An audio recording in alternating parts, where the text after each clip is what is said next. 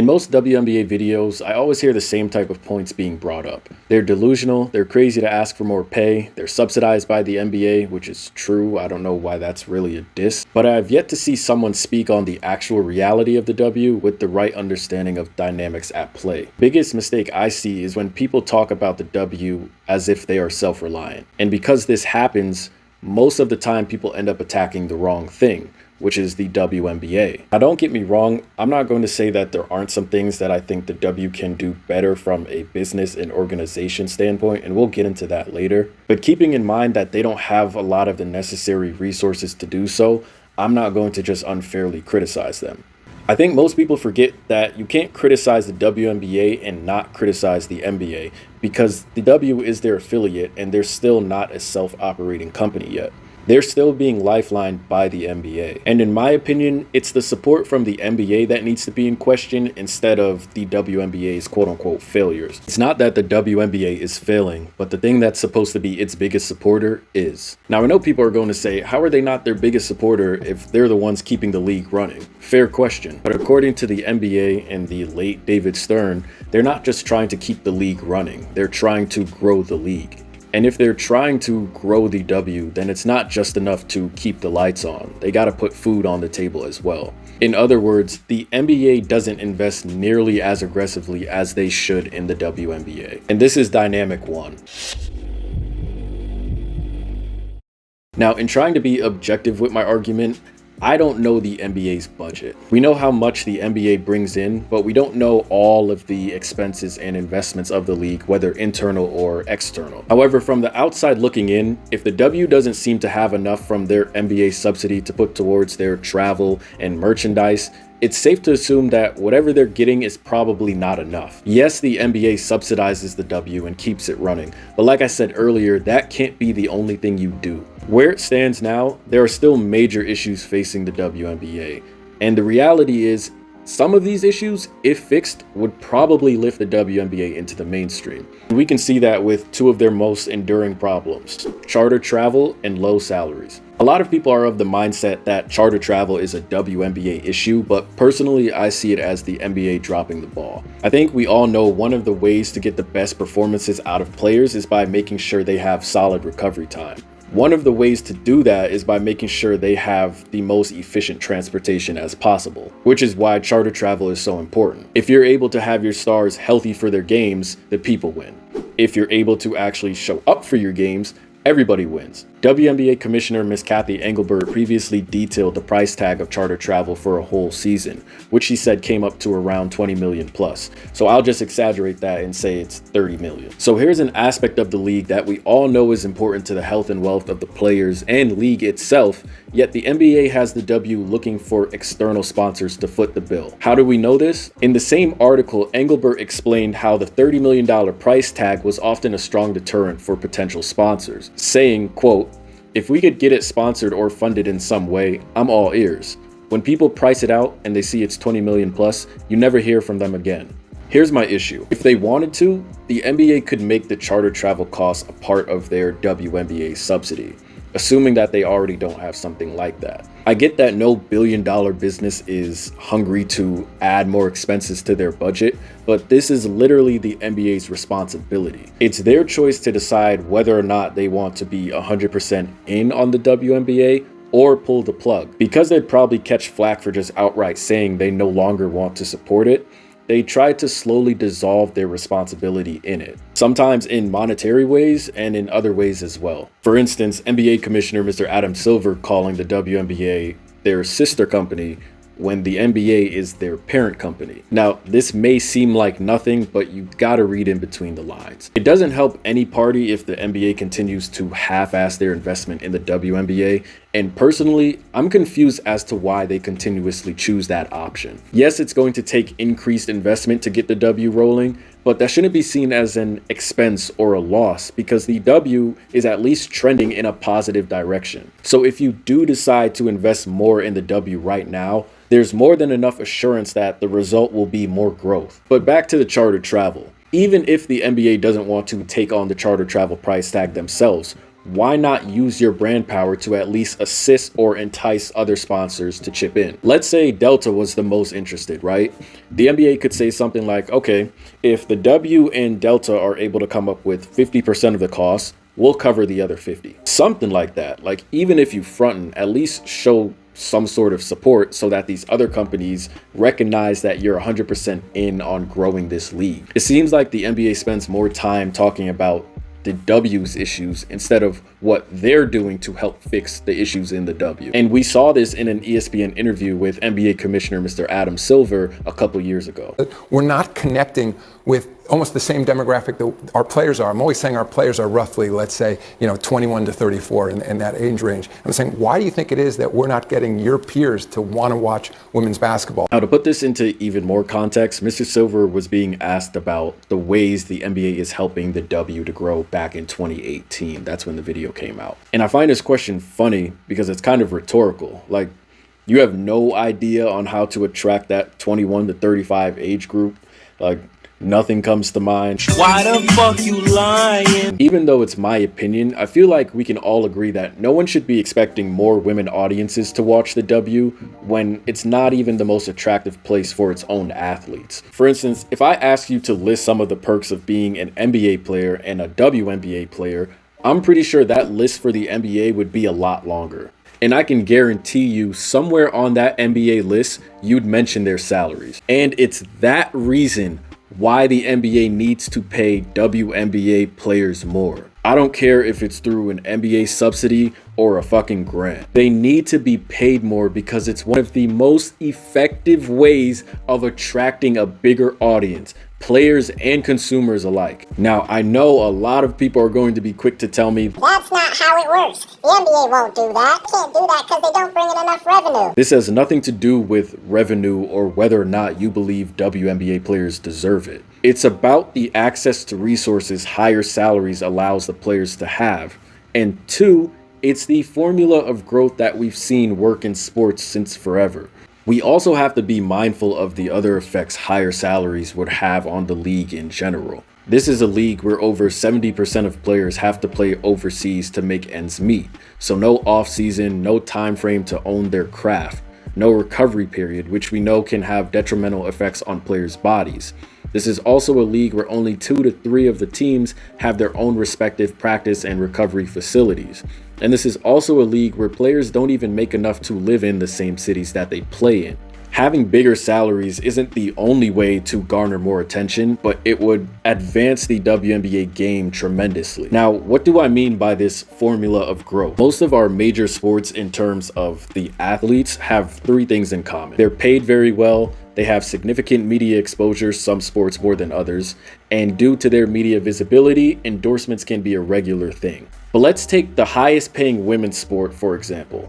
Tennis. When you think of this formula of growth, we see that women's tennis has it as well. The athletes make good money, they get good media visibility, and they rack in endorsements, which can sometimes be bigger than their prize money. So regardless of how people may feel, we all know this formula grows the respective sport. There are people who don't watch tennis but can tell you what Naomi Osaka and Coco Gauff do for a living. Here's a random question. When you look at WNBA players, what part of that formula do they already have? Don't worry, I'll wait. You're not going to attract a bigger women's viewing base if you're paying these professional athletes $70,000 a year. There are women not playing professional sports making more than that. And young girls and women don't often get to watch their favorite athletes show off their new mansion or their car collection or their off-season grind or lifestyle. This is not to say that money is the only resource that matters. But if we think of the little things that can bring extra attention to your game, it is useful when you're trying to capture various audiences. When you pay the players more, the overall competition of the game increases exponentially and expeditiously. Like, what do you think is going to happen to women's AAU, girls high school ball, college, March Madness? Like, March Madness? Like, fuck March Madness. They're gonna have to change that shit to Codeine Crazy. You got NBA mascots making more than some of the best players in the W. And I'm not saying those mascots should make any less. But I know some people will say, well, our major sports had to go through the same process in order to get where they are now. It takes time. This is why I say understanding the dynamics are important. We can't forget The WNBA is in a very unique position because it is being lifelined by a major sport that already went through that process. And that is exactly what resources are for. They can be used to speed up progress in a shorter amount of time. If you're saying the W has to grow by itself with minimal resources, then expect progress to be slow. If your argument is, well, the NBA had to do the same thing, the NBA had time. The NBA game has been refining for over 75 years now. If we have the option of speeding up the game so that instead of waiting another 50 years, we only have to wait 5, why is everyone so against it? Let's say I had 2 kids training to make their college team, right? And I gave one kid basketball and an outdoor hoop, and I gave my other kid a physical trainer, a personal trainer, a cook, abundance of equipment, a recovery facility, unlimited hoop shoes, and I told them both, we'll check your progress at the end of the summer. Who do we think is going to be more improved? That's not to say my kid with just the basketball and the outdoor hoop might not have gotten better, but we all understand that my other kid with these shit ton of resources is probably going to be on a different level. All I'm saying is we should all know this formula by now. We should at least all be aware of it. And we all know the W doesn't even have step 1 of that formula complete. So it confuses me when the NBA, who has the most responsibility over the growth of this league, is busy dropping bags on Summer League championship rings instead of upping WNBA salaries.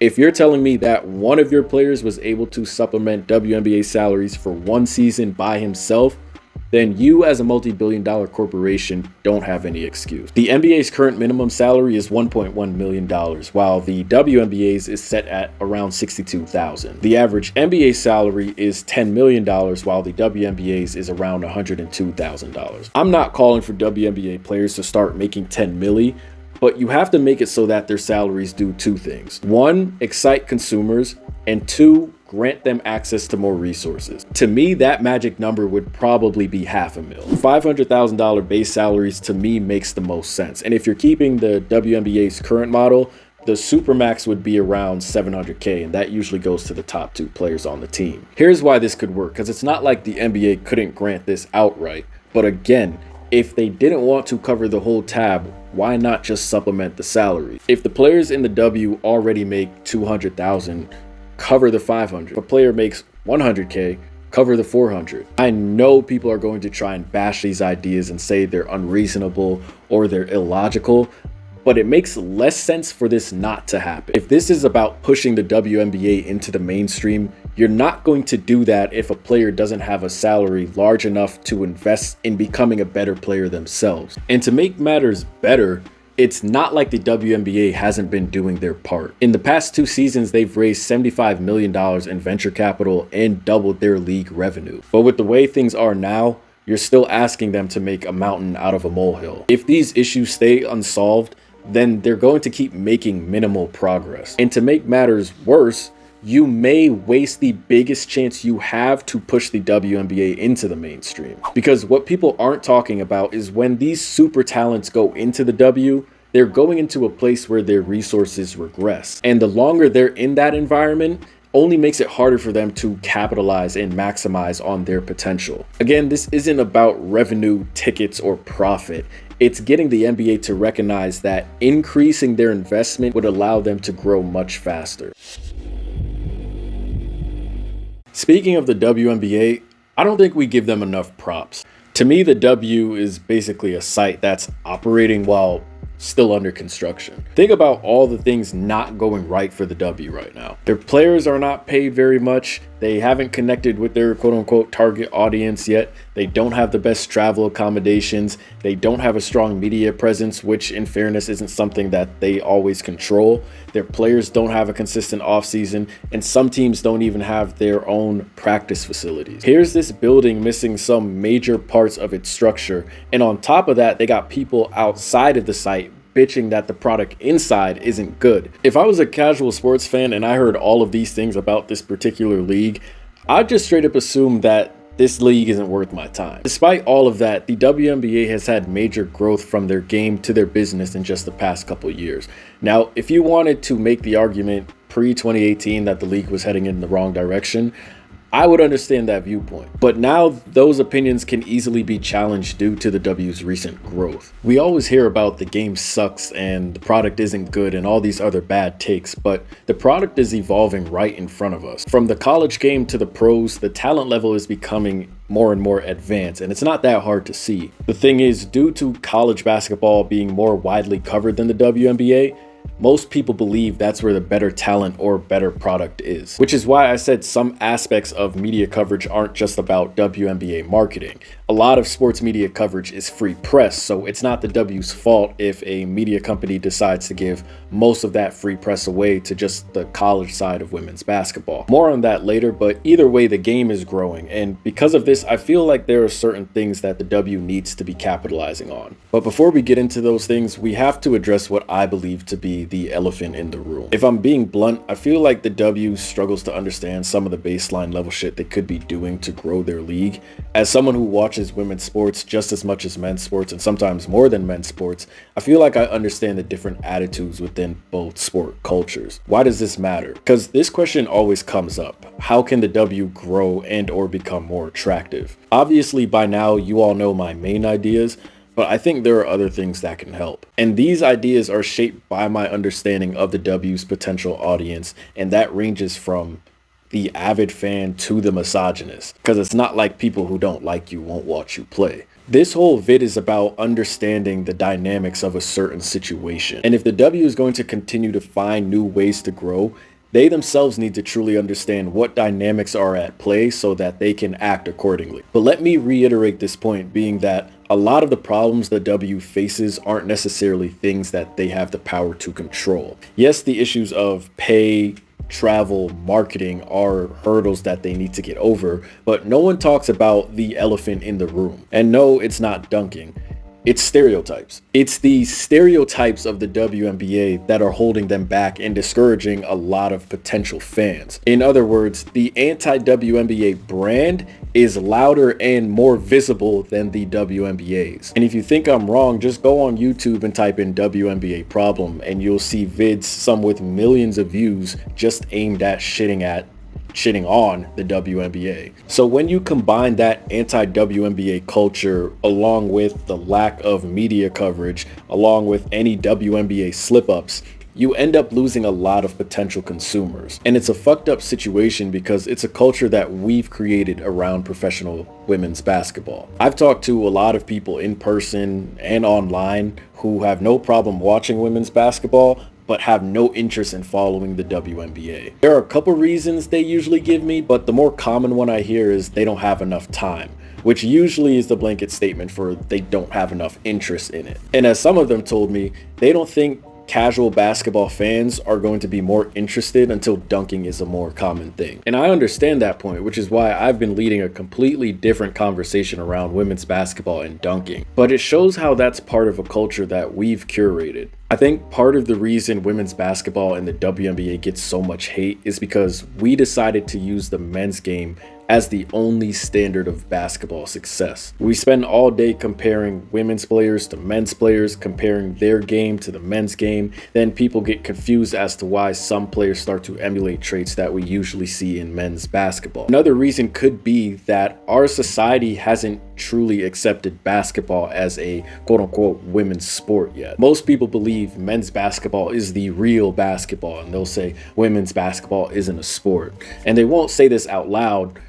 I mean, some of them will say this out loud, but you can usually tell when you hear their arguments. In our society, in US society, basketball isn't designated as a women's sport like tennis, swimming, volleyball, or soccer. And even though men also play these sports, the women's game is at least respected. But if we take a look at other societies and how they treat their women's sports, specifically women's basketball, no one's worried about who's dunking from who's not. They understand the dynamics of the games are different and they fully support each one. There's no agenda to just disrespect one side of the game for no reason. And it's probably because they understand the importance of giving each game its due respect, and they probably realize that they'd be wasting time trying to compare two different things. But before anyone says, oh, look at the college game, they draw in big crowds for their women's basketball teams. Yes, they do, but we can't overlook the fact that most of that support is hinged on school loyalty rather than a love for women's basketball. Be that as it may, how is it that all of a sudden that support stops as soon as you mention the letters WNBA? If I had to guess, it's the disassociation caused by those stereotypes. Most WNBA stereotypes aren't even related to the WNBA. They're just stereotypes of women's basketball further reinforced. They suck because they can't dunk, the game is slower, it's not exciting, they miss too many layups, they deserve to be paid less. These are usually the main arguments shared by people who don't care for women's basketball anyway. And I'm not the person that says, oh, they only say this because they don't watch. I don't even think that's the main problem. The problem is that when that casual viewer does watch women's basketball or does watch a women's basketball game, they watch it through the eyes of the NBA, as in the highest level of men's basketball. So if they don't see NBA level shit happening, they write it off immediately. If the casual viewer was watching women's basketball through the eyes of the WNBA, as in the highest standard of women's basketball, then those stereotypes probably wouldn't exist. Because we use men's basketball as the only measurement of standard, we take away the ability for women's basketball to be fully appreciated. So now everything that happens in women's basketball has to be put in men's basketball context. If women's basketball was able to get half the exposure the men get, we wouldn't have to be saying, someone explain in NBA terms. Or they could be comments like, she's the Steph Curry of the WNBA. I understand that because some people may not follow women's basketball, that sometimes these comparisons are used for reference. But what most people don't understand is that when we do make those comparisons, it lowers the value of the women's game because we're still using the scope of the men's game. This is why it's important to keep women's basketball in the scope or in the context of women's basketball, because it either maintains or adds value.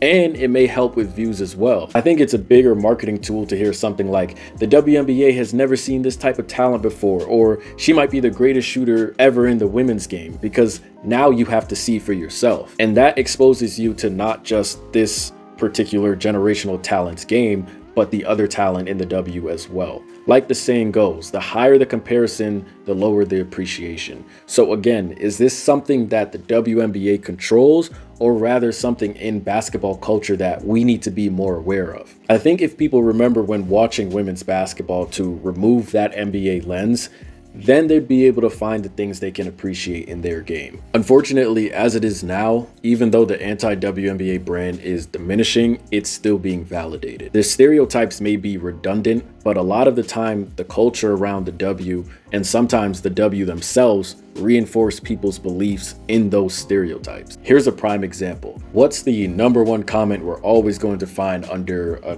WNBA post or WNBA content post? We don't care, right? And here's where I think the W needs to be better. If this is one of, if not the most common attitude about your brand, then your efforts should always be to counteract that rhetoric. But if we look at the ways the culture treats the W, no one should be surprised as to why this stereotype keeps getting reinforced. Most, if not all, of sports media outlets are aware of this message. They're also aware that their women's basketball content or WNBA content sometimes garners less engagement from their followers. So what they usually decide to do is either limit the number of WNBA content posts or make an auxiliary page that won't impact their main page's engagement. Which is why I'm not really a fan of these ESPN W and Ball is Life W pages, because that's usually the purpose they serve. Media is always going to post what they believe the public is most interested in. So when these media outlets post WNBA content once in a blue moon, the same people that are saying no one cares have no reason to believe what they're saying is not true, because the media is reflecting it. Now, when the WNBA forgets to control the things they can control, they can end up making mistakes like this. So now you have bad optics because from the looks of it, you didn't care enough about how it looked giving your All-Star MVP a Party City trophy. Now, pair that with the fact that the media avoids posting you. What's the end result? Both parties have just reinforced an anti-WNBA narrative. And this is why when the WNBA moves without these narratives in mind, their slip-ups can literally cost them growth. But it's important to point out that the entities that are supposed to be helping them counter those narratives and rhetoric, i.e. mainstream sports media and the NBA, aren't doing that either. The WNBA was placed in a tough position and an even tougher market. It doesn't seem like it was a place that was built to succeed, which is why one of the biggest goals needs to be ensuring that the WNBA brand is louder than the hate. So apart from the main things I mentioned, here are 5 things I think the W can handle in the meantime. And no, lowering the hoop is not on this list, and if you're wondering why, please go check out my 1-minute video about women's basketball and dunking. I'll put the link in the description below.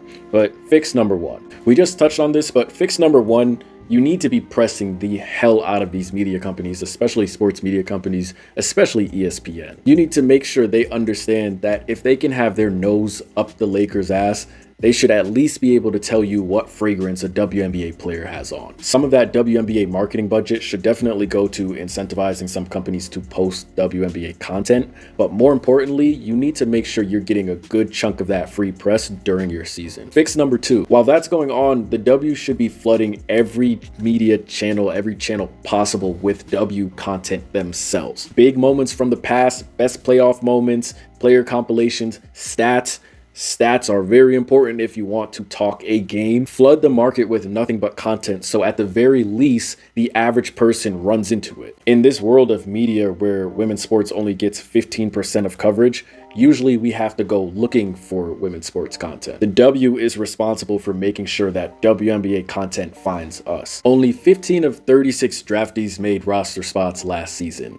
And as it currently stands, the league does have a sort of seniority element in it. So I partly agree with the statements made by former LSU national champion Alexis Morris, off of the fact that the league needs to decide, are they going to cater more to the incoming talent or continue to ride with the vets? And to Morris's point, the younger players are the ones who are bringing in a new level of talent and the eyes of college basketball fans eager to follow their professional careers. So because the league is more seniority based, they do end up sacrificing some of the money and attention the rooks would be bringing in. That being said, expand the fucking league. The W is moving way too slowly on adding more teams. The latest team added was Atlanta, and that was back in 2008. The Bay Area will be adding a team in 2025, but just for reference, the NWSL, the National Women's Soccer League, will have 15 teams by 15 or 16 teams by 2026, and they've only been around since 2013. Fix number 4. WNBA jerseys and merch way too difficult to buy, not just in person but online as well. Most of the jerseys aren't even sold in their traditional white colors. Now, I'm not sure if this is a WNBA specific issue or manufacturing negligence, but Nike, WNBA, you, me, him, somebody needs to figure this shit out. There is too much money being left on the table. And contrary to popular belief, there is a high demand for women's basketball jerseys and WNBA jerseys. So in this case, I'm not going to put the blame entirely on the W, because Nike is well known for not mass producing shit that is very much in high fucking demand. For a league that's trying to find more and more ways to increase profits, merchandising is one of the most notable parts of that process. And if the merchandising was better, it would probably help with marketing as well, since more people would be able to buy and wear their team's gear. The last thing, fix number 5. I know this might just be a personal wish list, but I'd like to see the league grow more aware of the micro changes that may be necessary. It shouldn't take you being roasted all over social media for you to understand a change needs to be made. Like personally, if I was in charge of the W for a day, I'd change the championship trophy. Not that it's bad, but in terms of visual appeal, it could definitely be better. Next thing I'm doing is changing the ball back to a regular colored ball. Now don't get it fucked up. I don't have a problem with the WNBA basketball, but remember what I said about understanding the different sports cultures? This isn't even an opinion. There are potential consumers out there that don't even watch the W just because they play with a multicolored ball. And again, back to awareness, in the modern game of basketball, a multicolored ball is usually associated with the past or an elementary game level. FIBA has a multicolored basketball, yes, but the majority of it is a regular basketball color. I think it'd benefit the W to start using a regular colored basketball, and if anything, make the accents orange or something like that. I know the commissioner was boasting about, girls like the basketball because when girls go to buy a basketball, they don't want the basketball that's pink. They just want a different color other than, oh, the basketball's pink, you got to get this one, right? But up until the pros, most of them aren't even playing with a multicolored basketball anyway. The WNBA is a young league, so I feel like these are the times they should be using that new school creativity.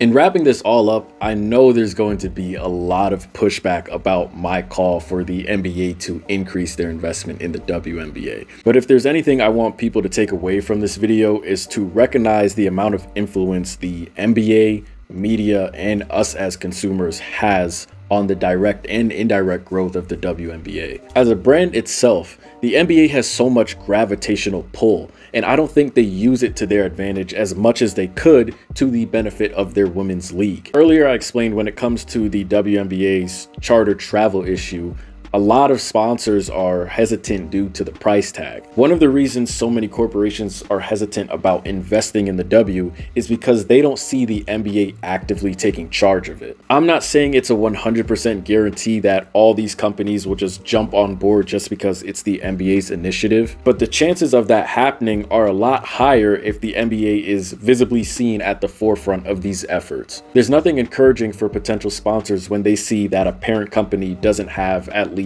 Steve Ballmer energy towards their own investment. Imagine a contestant on Shark Tank that's unenthusiastic while presenting their product. To quote one of my favorite lines ever, "It's not about the money, it's about sending a message." What message has the NBA sent out so far about the WNBA? Have they created a league that seems destined to become a major sport?